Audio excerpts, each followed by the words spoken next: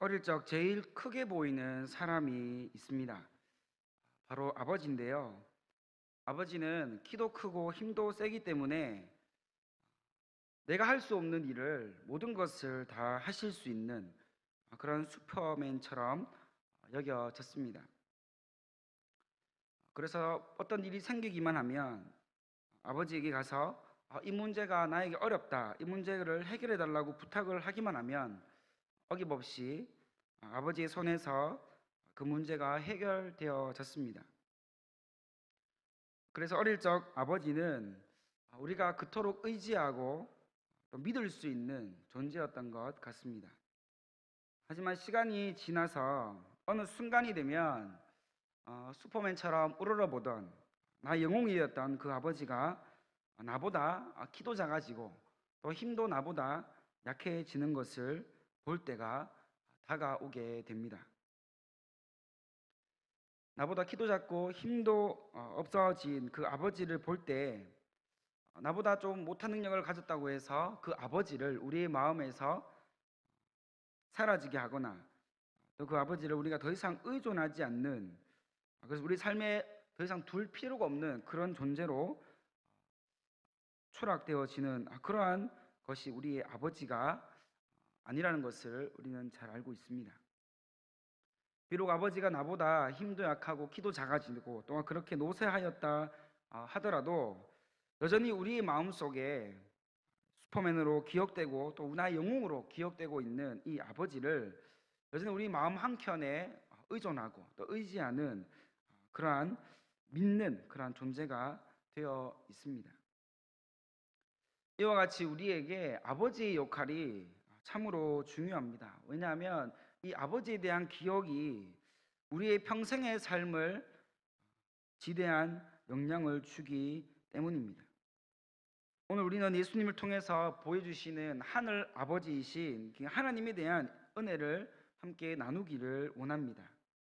오늘 말씀의 배경은 이제 곧 예수님께서 십자가에서 못 박혀 죽이시기 직전에 제 아들에게 이제 내가 십자가에서 못 박혀 죽음과 또한 부활하심과 또한 재림하셔서 이 땅 가운데 다시 오시게 될 그러한 예수님 자신에 대한 이야기를 해주고 있는 상황입니다.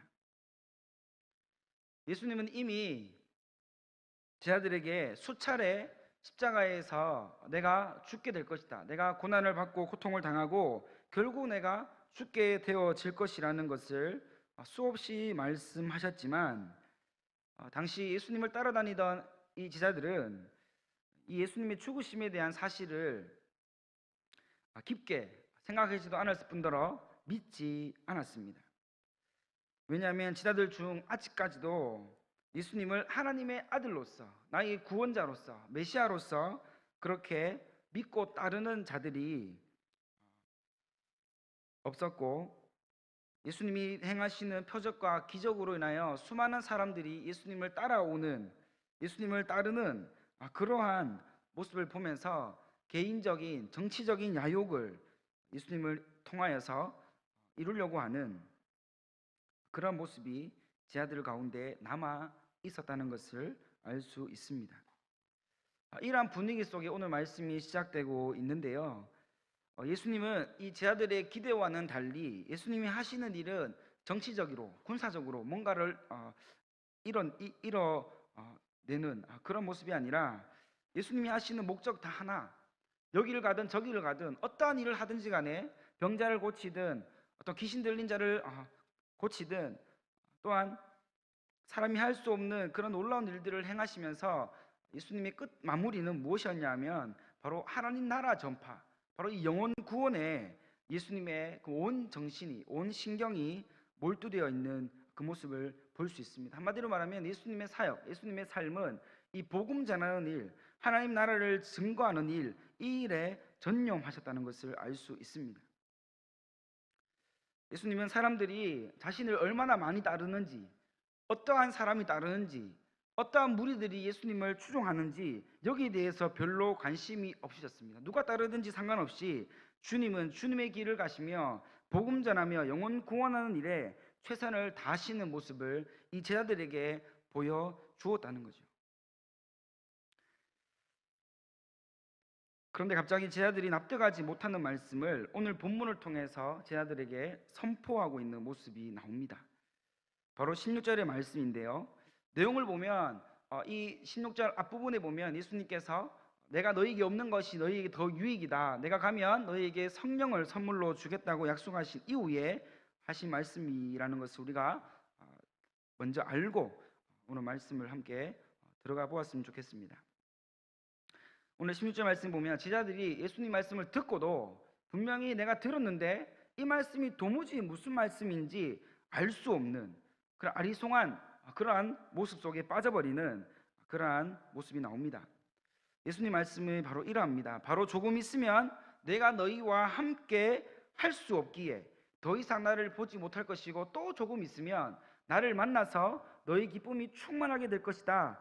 너희 기쁨이 가득하게 될 것이다. 이런 내용을 제자들 앞에서 앞으로 일어날 일들을 대해서 이야기해 주는 모습이 나옵니다.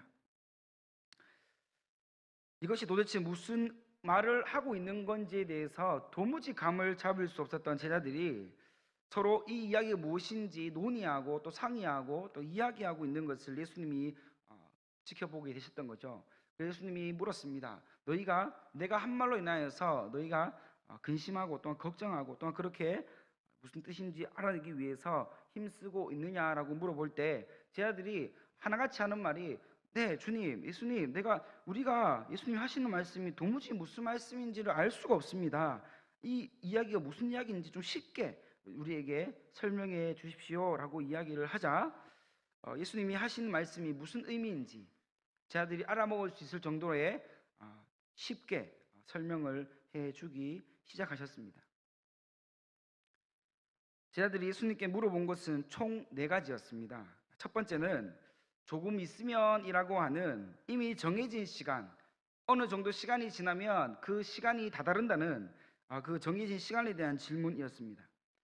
이것은 얼마 지나지 않으면 예수님이 더 이상 제자들과 동고동락하던 이 공생의 사역이 마무리되어지고 끝이 나게 될 것이라는 그것을 의미하는 말이었습니다. 두 번째는 너희가 나를 보지 못하겠고라는 의미입니다. 분명 지금 눈앞에 예수님이 버젓이 있고 예수님을 맘만 먹으면 터치할 수 있고 만질 수 있고 예수님의 숨결을 느낄 수 있고 예수님의 심장박동을 내가 귀를 대어서 들을 수 있는 그런 상황이었음에도 불구하고 너희가 나를 이제는 보지 못한다고 하는 이 이야기, 이 의미를 감을 잡지 못했다는 거죠. 왜 예수님이 우리가 더 이상 볼 수 없는가? 왜 예수님이 우리를 떠나시는가에 대한 그런 이야기들이 이해되지 않았다는 것을 보여주고 있습니다. 이것을 제자들이 왜 이해하지 못하고 인식하지 못했냐 하면 제자들은 그때까지 예수님과 평생 이렇게 행복하게 이렇게 살 수 있을 것이라고 믿고 있었기 때문입니다. 그러면 오랫동안 평생 이렇게 예수님 곁에 있으면서 제자된 노릇을 하고 있으면 적당히 좋은 날에 좋은 때에 예수님을 통해서 자신들이 높은 자리에 앉을 수 있을 것이라는 그런 정치적인 야욕을 품고 있었기 때문에 이러한 예수님의 말씀을 이해하지 못했다는 거죠. 또한 예수님을 향해서 날이 가면 갈수록 점점 몰려드는 인파들, 오늘보다 내일이 더 많은 사람들이 몰려오고 예수님이 제자가 되겠다고 하면서 이미 제자가 된 12명의 이 제자들은 더욱더 자신들의 입지와 위치가 확고해지고 있다는 것을 느끼면서 비록 예수님을 따라가는 것이 힘들고 어렵고 고난이 다가오고 있지만 한편으로는 이것들을 감수해야 할 만큼 조금 기대가 되는 그것도 사실이었습니다. 세 번째는 또 예수님께서 말씀하신 또 조금 있으면 나를 보리라는 말씀이었습니다. 금방 나를 못 본다고 했다가 또 조금 있으면 나를 본다고 하면서 이야기하시는 이 예수님의 말씀, 이 의미를 정확하게 이해가 잘 안 되었다는 거죠.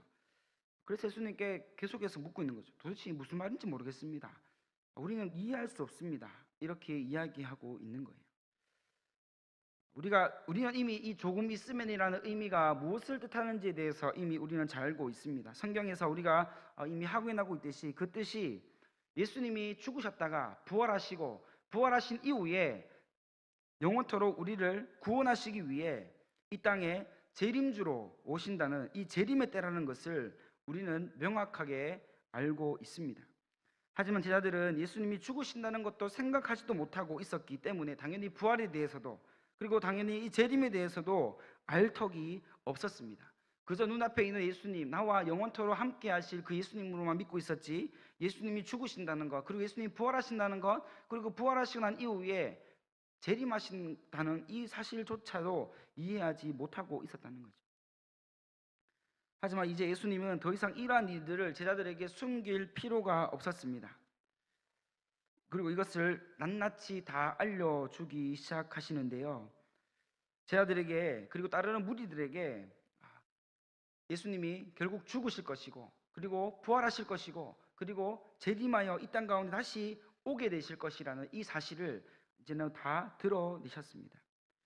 왜냐하면 이것을 숨기지 않고 다 알려주시는 이유는, 이것을 알려주어도 그것을 깨닫는 자가 있어도 결국 하나님을, 그 예수님을 배반하고 예수님을 떠난다 하여도 예수님은 그들을 버리지 않으시고 그들을 미워하지 않으시고 오히려 더 큰 사랑으로, 여전한 사랑으로 그들을 사랑하여 주신다는 이것을 알려주기 위해서였습니다.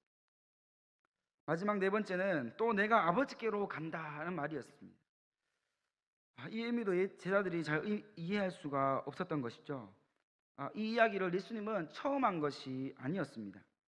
수없이 제자들에게 반복하여 말해 주었지만 아직까지도 예수님께서 어디로 가야 하는지, 예수님이 원래 어디 계셨는지 그것을 알 수가 없었던 것입니다. 그동안 제자들이 3년이라는 긴 세월 동안 예수님을 따라다니면서 온갖 기이한 일들을 보고 경험하였지만 실제로 예수님이 어떠한 권세로, 예수님이 어떠한 능력으로, 예수님이 어떠한 힘으로 이러한 놀라운 일들을 행하시는지에 대해서 조금도 알지 못했다는 거죠. 그냥 우리와 조금 다른 사람, 그냥 우리와 조금 특별한 한 인물로 여기고 있었다는 거죠. 결국 예수님은 오신 그대로 하나님 우편으로 올라가게 되어집니다. 예수님은 처음 계셨던 그 자리, 예수님 우편에서 그 자리로 다시 예수님 올라가게 되신다는 거죠. 이것은 이상한 일도 아니고 기적 같은 일도 아닙니다. 그저 너무나 당연하고 자연스러운 일이었습니다. 하나님의 아들이신 예수님이 이제 다시 하나님 우편으로 가신다는 것이 뭔가 특별하게 잘못되었거나 이상한 일이 아니라는 것을 우리는 믿습니다. 하지만 제자들은 이러한 예수님의 자리를 잘 인식하지 못하고 있었습니다.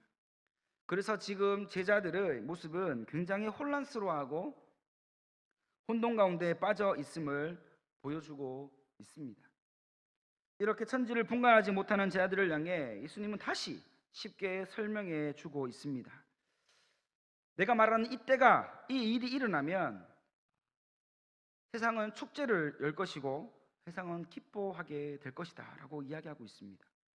반대로 주를 따르는, 나를 따르는, 나를 믿는 수많은 제자들과 믿음의 성도들은 그날은 가장 가슴 아픈 날, 가장 충격적인 날이 될 것임을 알려주고 있습니다.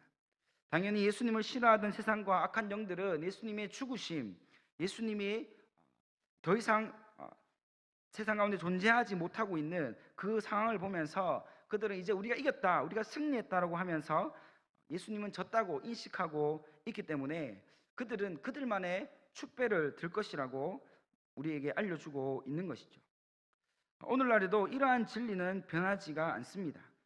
예수님을 싫어하고 미워하던 것이 예수님 당시에만, 제자들의 당시에만 있었던 일이 아니라 오늘 우리가 신앙을 지키고 믿음을 위하여 살아가고 있는 오늘 우리의 주변 가운데서, 우리의 삶 가운데서도 쉽게 볼 수 있는 내용입니다. 어떠합니까? 여전히 예수님은 무시당하고 있습니다. 여전히 교회가 처참하게 짓밟히는 일들이, 무시당하는 일들이 오늘날에도 여전히 우리의 교회와 우리가 믿고 있는 그 하나님에 대해, 우리가 믿고 있는 예수님이 그렇게 철저하게 세상 사람들에 의해서 미워함을 당하고 있는 이러한 일들이 오늘도 여전히 지속되어지고 이루어지고 있지 않습니까? 이것은 우연히 그렇게 된 것이 아닙니다. 이것은 이미 예정되어 있던 사실이기 때문에 요한복음 15장 18절에 보면 세상이 너희를 미워하면 너희보다 먼저 나를 미워한 줄 알라고 말씀하는 것을 볼 수 있습니다. 즉 세상이 우리를 미워하고 예수님을 미워하는 것이 잘못된 것이 아니라 이미 태초부터 예정되어 있던 현상일 뿐임을 우리에게 상기시켜 주고 있는 것입니다. 그래서 예수님은 제 아들이 세상의 핍박과 환난의 때가 오더라도 요동치지 말고 끝까지 하나님을 신뢰하고 의지함으로 믿음의 굳건한 삶의 자리를 지켜 살아야 된다는 것을 당부하고 있는 것입니다. 이것을 하나의 비유를 들어 설명해 주고 있는데요. 여인이 해산할 때가 되면 그 여인이 너무 아파서 고통스러운 곧 죽을 것 같은 고통을 당하고 힘겨운 시간들을 보내게 되지만 힘겨운 상고의 고통 끝에 해산 가운데 태어나는 그 아기를 통하여서 주위의 사람들과 아이의 엄마는 세상에 줄 수 없는 참된 기쁨을 누리게 될 것임을 말씀해 주고 있습니다. 우리 믿는 자들이 예수님을 통하여서 우리가 믿고 있는 그 복음을 통하여서 비록 고난을 받고 어려워지고 힘든 삶을 살게 된다 할지라도 우리가 그것을 믿음으로 인내하고 견디면 그 후에 하나님이 주시는 세상이 줄 수 없는 하나님만이 주실 수 있는 평안과 기쁨이 우리의 삶 가운데 가득 차게 되어진다는 이것을 이 비유를 통해서 우리에게 설명해 주고 있는 것입니다. 예수님을 더 이상 보지도 만지지도 못한다는 이 갑작스러운 일이 제자들에게 일어나면 그들이 분명 힘들고 마음이 어려운 그런 감당하지 못할 슬픔에 빠질지도 모르지만 그들은 여전히 예수님께서 보내주신 선물이었던 그 성령을 의지하고 그들의 삶의 자리, 예수님을 증거하고 복음을 위해 헌신하는 그 믿음의 자리를 끝까지 지켜야 했습니다. 또한 이 땅 가운데서 예수님 때문에 받은 온갖 박해와 어려움과 고난과 고통스러운 일들이 주님 다시 오시는 그 재림의 때가 되면 오히려 그 모든 아픔과 슬픔이 우리에게 기쁨으로 변하게 되어져서 우리 안에 성령으로 충만하고 기쁨이 충만하게 될 것임을 예수님을 약속하시면서 우리에게 그 믿음을 선포하셨습니다. 우리는 이러한 부활 신앙으로 이 땅 가운데서 믿음으로 준비되어야 될 줄 믿습니다. 이 땅 가운데 이 땅을 바라보고 이 땅을 위해서만 살아가는 우리의 삶이 아니라 이 땅 가운데 살지만 여전히 우리를 위해 기쁨을 주시고 우리를 위해 이 모든 악한 것들을 이겨나갈 수 있는 힘과 능력을 예수님의 이름을 통하여 공급해 주시는 그 은혜를 우리가 기쁨으로 누릴 수 있는 우리 모두가 되기를 간절히 바랍니다. 이 기쁨은 결코 세상에 빼앗을 수도 없고 어떠한 이유에서든지 간에 우리에게서 사라지지도 않을 것입니다.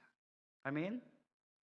이때는 바로 영원한 하나님 나라의 구원받은 백성으로 우리 또한 하나님 우편에서 영원히 뛰어놀며 풍요로운 기쁨과 즐거움을 누리게 되는 영생을 누리게 될 때임을 다시 한 번 더 강조하고 있는 모습을 볼 수가 있습니다. 우리가 믿음의 견고한 자리를 지키고 하나님의 이름을 붙들고 우리의 믿음의 자리를 지키고 환난과 어려움과 고난과 그 모든 고통들을 견디고 승리하며 나아갈 때 이 땅에서의 삶만 하나님께서 우리 가운데 기쁨으로 채워주시는 것이 아니라 우리에게 약속하신 그 구원의 삶, 그 영생의 그 기쁨을 평생 가운데 영원토록 누리게 되어지는 그 은혜를 우리에게 베푸시겠다고 약속하고 있는 이 말씀을 우리가 그냥 귀로 듣고 그냥 넘어갈 것이 아니라 우리가 이러한 믿음 가운데 이러한 모습 가운데 서 있기를 간절히 소망하고 간절히 바라보는 이러한 믿음의 자리 가운데로 나오는 우리 모두가 되어질 수 있기를 간절히 소망합니다. 23절에 보면요, 예수님이 제자들에게 마지막으로 당부하고 있는 말씀이 나옵니다. 부활신앙을 가지고 믿음으로 잘 준비되어진 자들은 천국에서 더 이상 예수님께 묻지 않고 바로 하나님 아버지께 묻게 될 것이라고 말씀하고 있는 모습이 나옵니다.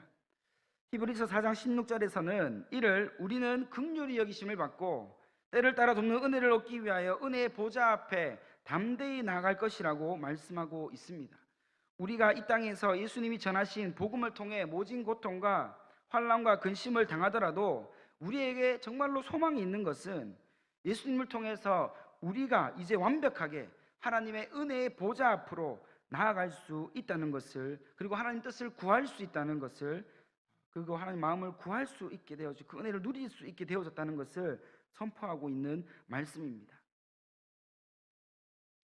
특별히 23절과 24절은 우리가 이 땅에서 어려움과 환난이 다가온다고 해도 쓰러지지 말고 끝까지 예수님이 주시는 기쁨과 하나님께서 응답하시는 평강이 가득한 삶을 살아야 된다라고 그렇게 당부하고 있는 내용이 나옵니다. 이를 위해 예수님은 제자들과 오늘을 살아가는 우리 모두에게 이제부터라도 예수님의 이름으로 하나님 아버지께 기도하라고 말씀하고 있습니다. 여러분, 예수님이 제자들에게 성령을 선물로 약속하신 다음에 예수님의 죽으심과 부활과 다시 오시는 이 재림의 때를 연속으로 다 밝혀주신 것은 다른 것이 아니라 제자들이 앞으로 당하게 될 고난과 어려움과 아픔들, 그 복음 때문에, 그 예수님 때문에 당하게 되어지는 모든 어려움들을 당하고 나서 실족하여서 시험 들어서 거기에 넘어지지 말라고, 더욱더 힘을 내라고, 이것을 견디고 인내하면 내가 너희들에게 이러한 은혜, 이러한 복을 너희에게 더하여 주시겠다는 그 약속을 하시기 위하여 오늘 말씀을 우리에게 하고 계시는 것을 믿으시기를 바랍니다. 이것이 당시 제자들에게만 하시는 말씀이 아니라 동일하게 오늘 우리가 말씀을 보고 있는 우리에게도 동등하게 동일하게 말씀하고 있는 것을 보게 됩니다. 우리는 오직 예수님의 이름만을 간구하여 하나님께 응답받는 귀한 은혜의 삶을 살기를 바랍니다. 오늘 예수님께서 제자들에게 기도하라, 내 이름으로, 예수 그리스도의 이름으로 아버지께 기도하라고 하신 이유는 그동안 제자들이 이를 두고 기도하지 않았다는 것이 아닙니다. 하나님께서는 이미 이 기도에 대해서 말씀해 주시고 예수님의 이름으로 기도해야 되는 그 필요성, 또 하나님 아버지를 향해서 기도해야 될 필요성과 그 이유에 대해서 말씀해 주셨기 때문에 제자들은 이미 예수님을 따라서 기도하는 방법을 어느 정도 알고 있었다는 거죠. 그런데 이렇게까지 이야기하신 이유는 무엇입니까? 예수님의 이름을 의지하여 기도하라는 것입니다.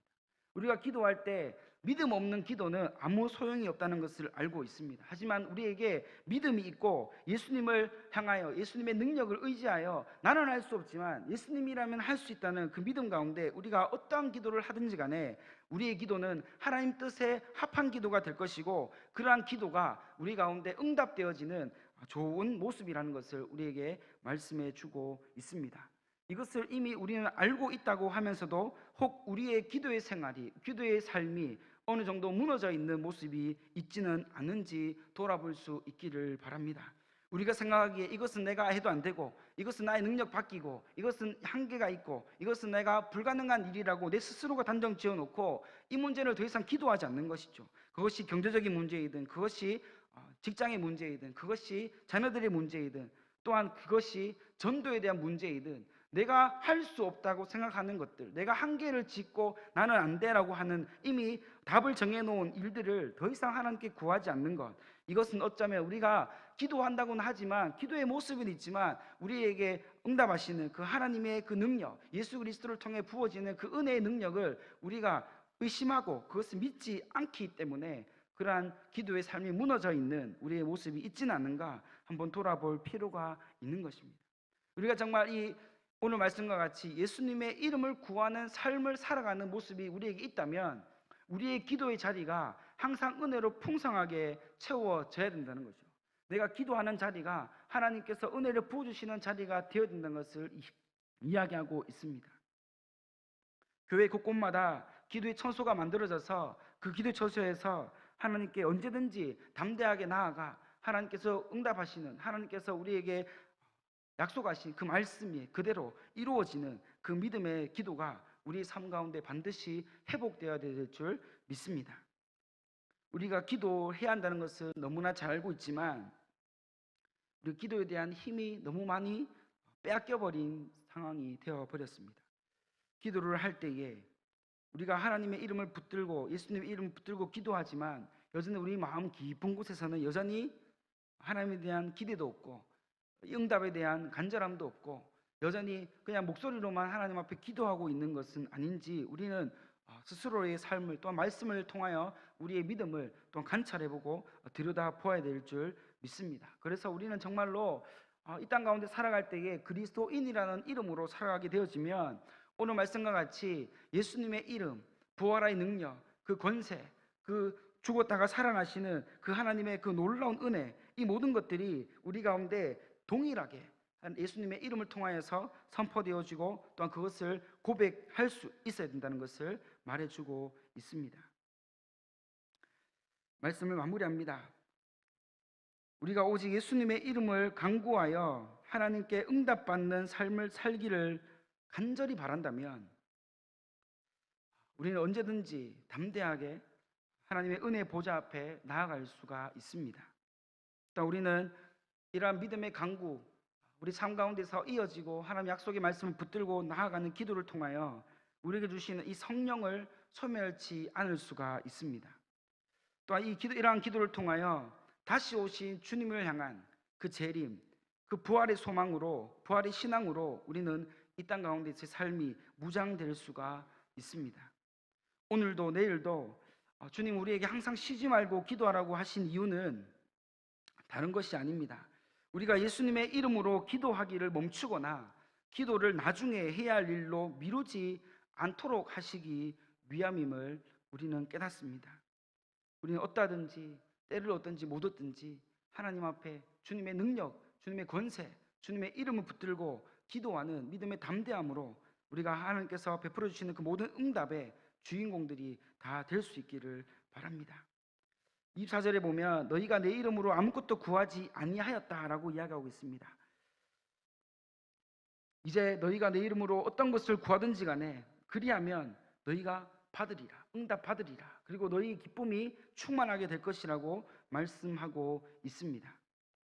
지금 예수님의 이름으로 구해야 할 기도 제목들이 무엇이 있는지 우리가 한번 점검해 볼 필요가 있습니다. 혹 가장 중요한 이 기도하는 일을 예수님의 이름 붙들고 예수님의 이름을 의지하여 기도하는 이 일을 멈춰버리고 혹 내가 다른 일을 먼저 하고 있는 그런 모습은 있지는 않습니까? 우리의 삶에 가장 중요한 일, 가장 시급한 일, 가장 빨리 해야 할 일이 예수님의 이름을 구하며 기도하는 일이 되기를 간절히 바랍니다. 믿음으로 기도하면 역사가 일어납니다. 믿음으로 기도하면 반드시 믿는 자들에게 응답하시는 하나님의 신실한 은혜가 부어지게 됩니다. 또한 믿음으로 기도하면 불가능하다 생각했던, 나의 한계다고 생각했던 일들이 가능하게 되어지고 놀랍게 변화되어지게 되어지는 그런 일들을 경험하게 되어집니다. 또한 믿음의 기도를 통해서만이 우리 가운데 아무도 빼앗을 수 없는 하나님만이 줄 수 있고 예수님을 통해서만 흘러나오는 그 은혜와 기쁨을 경험하며 또 그렇게 믿고 살아가게 될 줄 믿습니다. 이러한 믿음의 삶, 이러한 기도의 삶, 하나님의 능력을 의지하고 하나님께서 우리에게 베풀어 주시는 그 모든 은혜를 하나도 땅에 떨어지지 않고 다 내가 받아 누릴 수 있는 그런 은혜, 복된 삶이 우리 모두의 삶이 되어지기를 간절히 소망합니다. 기도하겠습니다. 사랑과 은혜가 풍성하신 하나님 아버지 감사합니다. 3년 동안이나 예수님을 따라다녔던 제자들, 수많은 인파들이 예수님을 따라다니고 예수님의 제자 되기를 간구하였던 그들의 모습이 있었지만 여전히 그들은 예수님이 어떠한 분이시고 예수님의 능력이 무엇인지 예수님의 이름의 그 권세가 무엇인지 깨닫지 못하고 그냥 눈에 보이는 표적을 향해서만 달려나왔던 그러한 무지한 모습들이 있었음을 보게 됩니다. 하나님, 오늘 말씀을 통하여 우리의 삶이 예수님의 이름으로 구하는 능력을 의지하고 권세를 의지하여 어떤 문제든지 간에 하나님의 앞에 가지고 나와 담대하게 예수님의 이름을 통하여 기도할 때에 우리 가운데 응답되어지는 놀라운 은혜를 통하여 우리가 진정한 기쁨과 진정한 감사와 진정한 충만함의 은혜의 역사를 경험하여 나아갈 수 있도록 우리를 붙잡아 주시고 인도하여 주옵소서. 혹 우리 가운데 기도가 혹시 쉬어지고 있는 부분이 있습니까? 혹 기도해도 안 된다고 그렇게 불신하고 있는 모습이 있습니까? 하나님, 이러한 모습 가운데 있다면 빨리 다시 오늘 말씀을 통하여 우리 영이 회복되어지게 하시고 예수님의 능력, 예수님의 이름 붙들고 우리가 어떤 문제든지 간에 담대하게 하나님 앞에 가지고 나와 기도할 때에 우리 가운데 없던 믿음도 생겨나게 하시고 우리 가운데 소멸되어 있던 성령의 충만함도 허락하여 주셔서 교회 여기저기에서, 우리 가정 여기저기에서 기도의 소리가 끊어지지 않고 오직 하나님을 향하여, 특히 복음의 영광을 위해 기도하며 달려나가는, 기도하는 것이 우리 삶이 되어지는 그냥 놀라운 역사가 일어날 수 있도록 성령님 도우시고 인도하여 주옵소서. 믿음으로 기도하면 하나님께서 응답하시고, 기도하면 하나님께서 나의 삶을 책임지시고 인도하신다는 놀라운 진리 앞에 우리가 순종하여 하나님의 은혜를 한 가지도 빠지지 않고 다 누려 나아갈 수 있는 복된 삶을 살아가는 여기에 있는 우리 모두가 되어지도록 성령님 도우시고 인도하여 주시기를 간절히 원하오며 믿사오며 이 모든 말씀 예수님의 이름으로 기도합니다. 아멘. 찬송가 240장 함께 찬양하겠습니다.